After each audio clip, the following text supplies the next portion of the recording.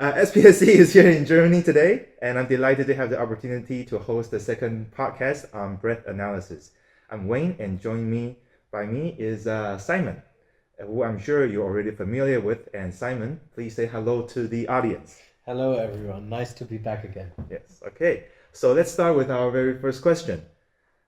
Cultural and demographic influences. Last time we mentioned that the dietary cultures among different groups can lead to differences in physiological measurements. So in resting metabolic rate, how do factors like body composition and gender influences resting metabolic rate and respiratory exchange ratio? Are there any observable trends or impacts? So resting metabolic rate in general is a very personal information on your body. So in terms of flexibility, for example, so how low your factor can go, as well as how high it can go, really depends on your bodily composition and on your diet. So the best thing to do is to not compare a lot with others or general values, but to keep compare your values over a certain time frame in certain groups. If on your own data, if you compare with other groups, make sure that the data you're comparing yourself to is comparable to your specific needs and dietary requirements. So if you compare with studies and you have an Asian heritage, mostly compare with studies that have a higher Asian population in them as patients. And to female and male, it's the same, to compare the values on these specific demographics mainly. Okay, so if we take this a little further, let's say professional marathon runners from, let's say, Germany, and another group with Asian heritage that mainly eats rice. Their rest metabolism rate could be different, yes, even though at the professional level. It depends. Often the diet is really specific to a certain sport type.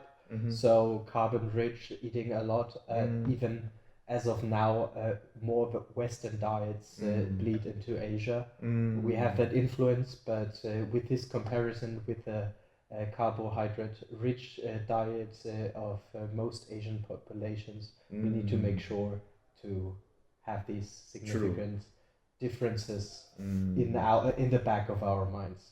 Yeah, and also there are many sushi restaurants now in Germany. Yeah. Yeah, and in Europe especially, we have a very big bread culture. So there are carbohydrates as well, but they do differ in their dietary composition, and that does reflect in the respiratory data. Okay, thank you. Okay, practical application case. Do you have any special practical cases related to respiratory testing that you can share with us? For example, suppose we have a 30-year-old male office worker who doesn't exercise much and has a relatively high body fat percentage, around 27%.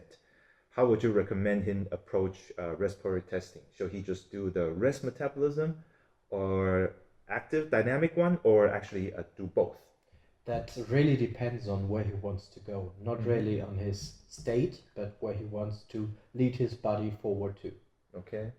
Depending on that, the rest metabolic rate is more in getting your energy needs right, and exchanging dietary needs according to that, while the dynamic respiratory testing is more on your general fitness, on getting better at, for example, if we're training for a marathon, or you just feel like your body doesn't have the output you need. So if you have a very specific training goal, you should do dynamic respiratory testing. While if you just want to find out generally what your body needs, rest metabolic testing suffices.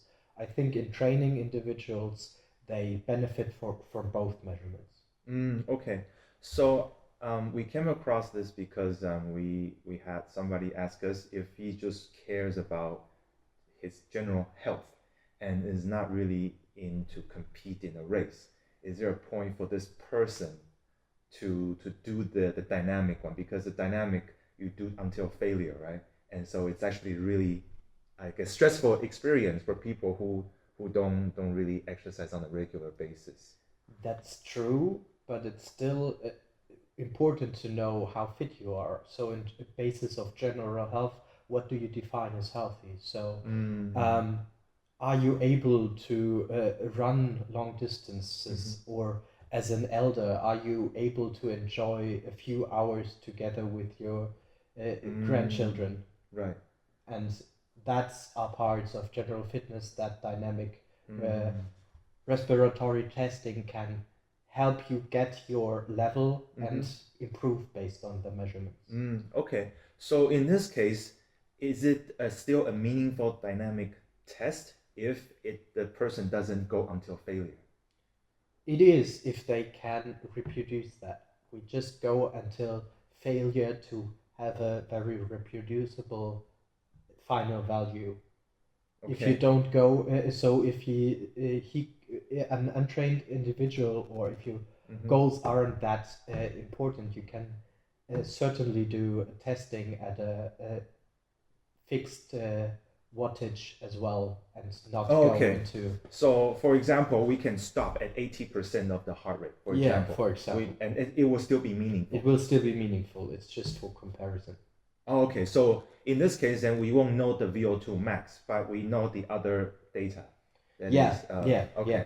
And for these individuals, the ventilatory thresholds are not that important. That's why we do that VO2 max testing to get the to define the thresholds at the certain time points to know to base their training on that. But if you're just working on your general fitness, it's not important which of these thresholds you're improving. It's just improving your general fitness.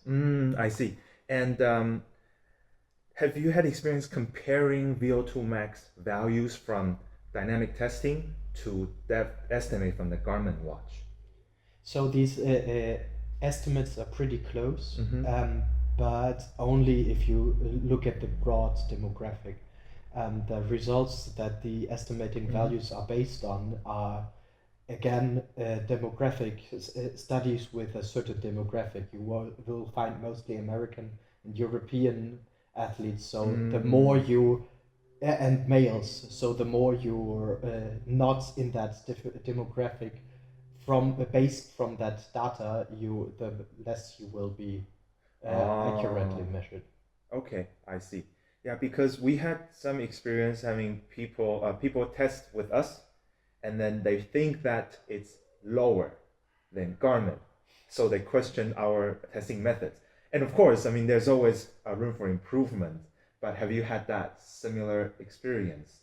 Yes, and I mean, it's very hard because the people buying your product want to have a good VO2 max. Yes. So in many cases, they also don't really care about Germany. having the accurate data, and more they want to have a high VO2 max. So I think there are certain players in the field, they just rather improve slightly on the VO2 max to just get that positive feedback out of the person. But we very honest getting the correct measurements, and you shouldn't so much compare with others as to improve the value for yourself. That's the important part. This whole comparison thing is, I think, with a unidirectional value as VO2 max, I mean, there's a lot more into it.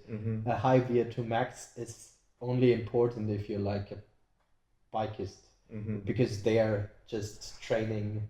The VO2 max is the sole relevant value, as you can see with athletes coming from all kinds of different sports. So in most sports, it's not just the VO2 max. So it's important to see the VO2 max as a personal level. It depends as well a lot, because, for example, if you increase your weight, even muscle weight, your VO2 max will go down. Because it's divided by kilogram. It's by kilogram. Oh, okay. So it's not a very scientific value based on that, because the kilogram is an approximation of your lung capacity in historical value. Oh, okay, I see. So we shouldn't care that much about the absolute value of VO2 max. Yeah. Rather, we should care about the trend of the VO2 Yes. max. Okay. And the comparison chart is really just from the general population, like you said, mostly American or European male. Yeah, and the high VO2 max users certainly have mostly lightweight builds, for example, bikists, triathletes, marathon runners. I see. They're all very light, and that certainly influences the value just by having a lower weight. I see. And do you notice a difference in value when you do indoor testing versus outdoor testing? Because in Taiwan it's really hot in the summer and very humid. And so our theory is that people tend to give up sooner because it's very uncomfortable. So they think that maybe they already reached their max, even though they haven't. But if they do it indoor on the treadmill, maybe they can go further. It's pretty hard to compare these two because there are different measurements based on that. Outdoor testing, you won't go and place your treadmill outside, but you're gonna go run on the field. Yeah. So you can't have that of a laboratory exterior by the testing, and that influences the testing as well. So what we look at is more how much of the measured value indoor testing you can actually go and exterminate it outside. Oh, okay. So the indoor is the best case scenario. That's your theoretical max. And then outside is your application side of the value. Okay, makes sense. Thank you. Okay. Now we go to the VCO2 discussion. So let's go deeper into VCO2, which many people may find unfamiliar. We know that VCO2 can indicate current exercise intensity, but not every respiratory analysis device comes equipped with carbon dioxide measurement. Why is that? Is it because heart rate can also be used to gauge the exercise intensity? Not really, but the VCO2 is how your body reacts to the exercise intensity, while the VO2 measurements actually measures how much of the oxygen you can actually transform into energy used for a certain power output. So many devices don't use CO2 sensors because they are pretty expensive. It introduces a lot of other issues because then you have to compensate for two sensors because of their response time. And that's mostly what is the issue with the CO2 sensors. Oh, okay, I see. So it's more from a cost perspective. Cost and technical perspective that VCO2 isn't seen that much, as well as they often approximate the respiratory exchange ratio with the ventilatory data, not heart rate. Which is not that much better than the general approximation your smartwatch would use, for example. I see. Because it's algorithmic based and not measurement based. Yeah. Comparing VO2 and VCO2, which one is more closely related to exercise intensity? Does the athlete's training level affect this relationship?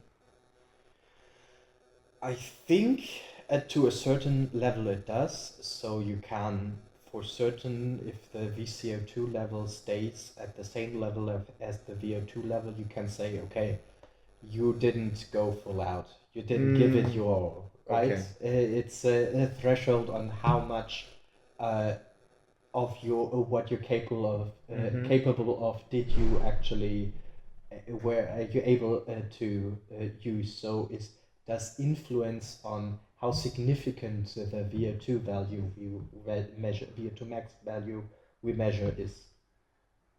Okay, so VO2, the measurement is how much work you're doing.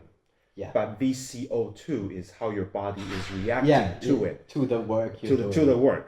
Yeah. So if VCO2 is very high, then means that your body is close to the limit. Close to the limit. Okay, I see. That makes sense. And can athletes train to withstand higher VCO2? There are some studies there. I can't name any out of my head, but there are some studies down on that. It has to do a lot with how well they can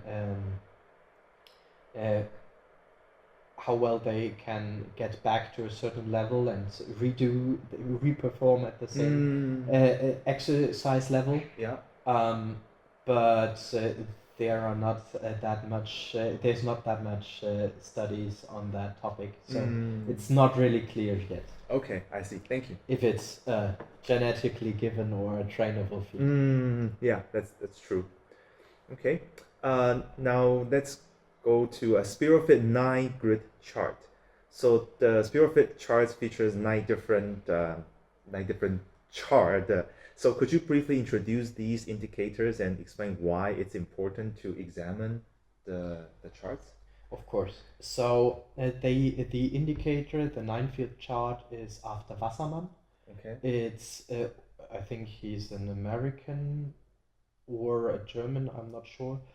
But it's the medical standard for spiroergonometry. Okay. So cardiopulmonary stress testing. Mm-hmm. And we wanted, as we do measure all that data, we want to give a very transparent overview and give people who are very focused into the field an option to get a look at the values themselves, to be who are comfortable with these high-end systems that produce these simple graphs, and that's what this 9-field graph is about. So we have 9 different plots, each with with 2 y-axes to the so in plot 1 we plot the breath minute volume. That's just your general output of breathing per minute. With that you can get a general look into how much your lung capacity, how your lung performs over the time. It's important that liters per minute, so it's a per time unit. So if you breathe more frequently, it will increase the value. Then we have in the second graph, we have VO2 per heart rate. Okay. That's your oxygen pulse. So it's not that close of a value because we don't really actually measure the oxygen in your blood, but it's a very close approximation to that because you compare the oxygen input from your lungs to the what your heart rate is, and by this comparison you can approximate how much oxygen is actually transported per beat through your blood. And then in the third graph we have VO2 and VCO2. These are in milliliters per minute. So it's not the per kilogram unit we talked about before. So it's the absolute value. It's what we actually measure independent on the body's weight. And these can, for example, in the ventilatory thresholds, the second ventilatory threshold is close to the cross point of these two, where the VCO2 overtakes the VO2 value. We move on to the next topic, additional influencing factors. Besides diet and exercise habits, are there any other major factors that can significantly impact respiratory testing results? Like if you drink coffee. Yeah, for example, if you drink coffee, if you're very unused to the whole process and just have so when your heart rate goes up, your respiratory system goes up as well. So everything that can influence your heart rates to increase, for example, you're stressed, you're are really happy that you can do these measurements. Excited. Excitement can influence the measurement as well. So what you have to make sure of if you measure these values is to make the person you measure comfortable so they really feel at home. So the measurements are not influenced by all of these other factors. So there's a lot because your body just reacts to external factors all the time, and it's the whole system. It's not just heart rate; it's everything. And is there any study on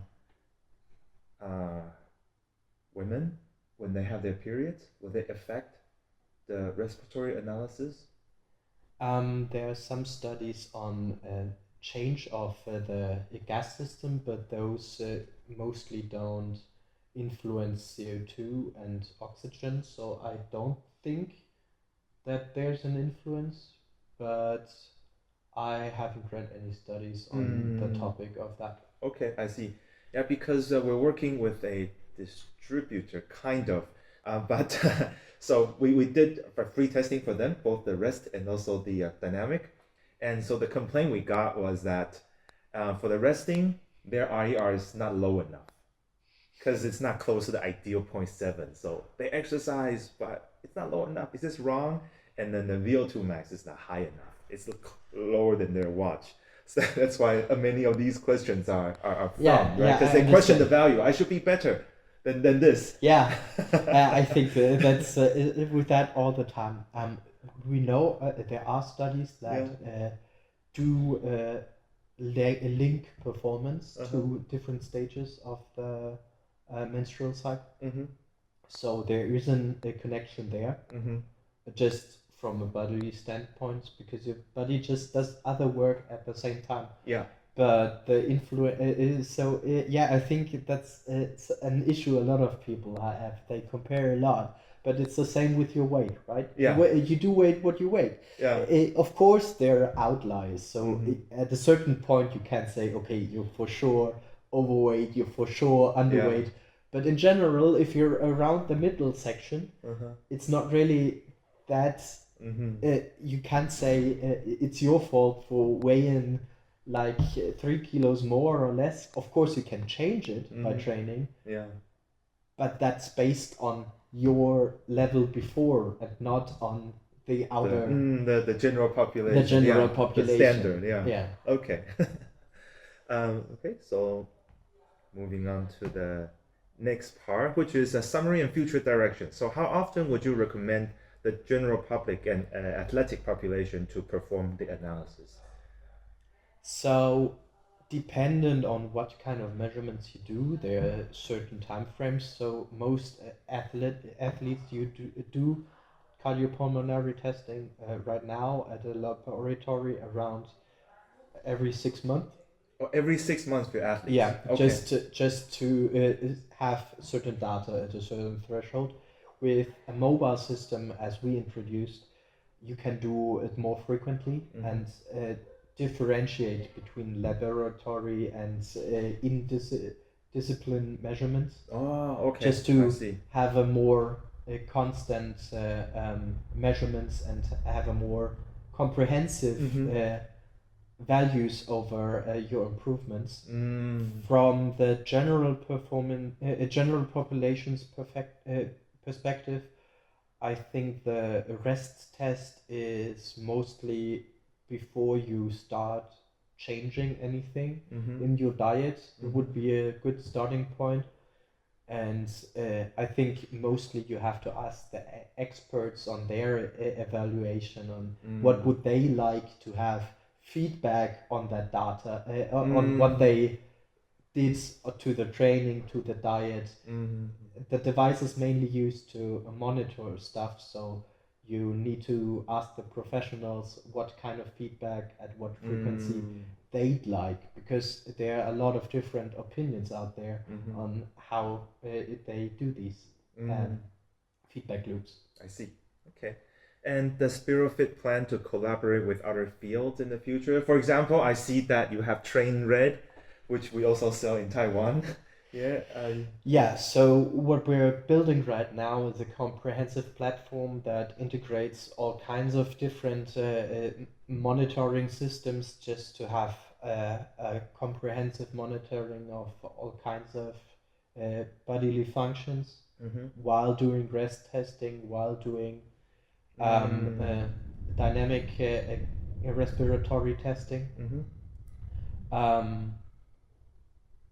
In the fields, so you mean other measurement units? Yeah, like for example, muscle oxygen or maybe core body temperature. Yeah, we do include even more sensors as the time goes forward. Okay. So we're trying to build a comprehensive system as we already have a lot of the data. Mm-hmm. And I think there are a lot of very valuable comprehensive measurements that we can just introduce into our systems to give even better information for the coaches and experts out there. Okay, I see. So basically you're saying that you will incorporate the readings of other sensors into the app, and so you can actually see the different measurements. Yeah, see the different measurements, and what we are doing in the long term is not just present the measurements, but give some kind of comprehensive analysis of the data as well.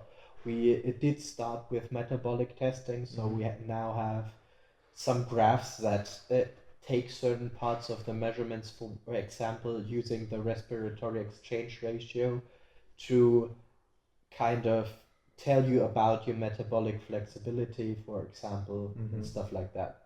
Okay, I see. Thank you. So that's that brings an end to today's discussion. Thank you again, Simon. If you'd like to know more about this topic or any questions, please feel free to leave a message for this video, and we will try to answer the questions. Thank you very much. Thanks for having me.